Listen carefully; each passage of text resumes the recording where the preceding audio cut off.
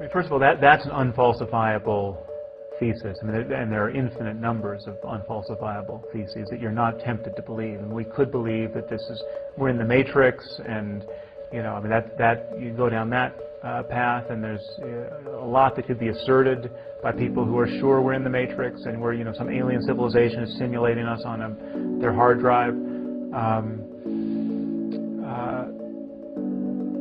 One problem is that we have many holy books authored by the Creator of the universe, and they're in conflict. They're not. The New Testament makes it perfectly clear that Jesus is the Son of God, really the Son of God, and you have to believe this, otherwise you're going to spend eternity in hell.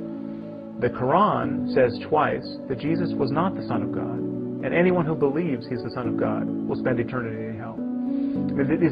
This offers as much room for compromise as a coin toss. So let's say we just knew that one of those claims was right. We have we've eliminated all the other possibilities. We're living in this challenging universe where God has given us a highly imperfect book and asked us to grapple with it. But now we have the biblical claim, the New Testament claim to the divinity of Jesus, and the necessity of believing in it, and the Quranic claim that belief in Jesus' divinity leads to damnation. Which is more likely, that one of those is right and the other is wrong, or that we have these competing tribes who are toiling in the context of just abysmal ignorance about the world and the birth of the cosmos and the destiny of any individual soul after death. I would put my lot in with a wider view of the circumstance. But even if we granted your premise that no, there's a good reason to believe that one of these books is perfect, we're still with a coin toss situation. We don't know whether to be a Christian or a Muslim.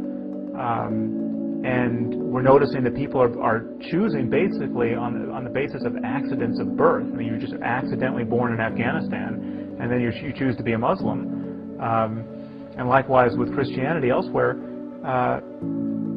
it's a very strange sort of loving God who would have created this circumstance.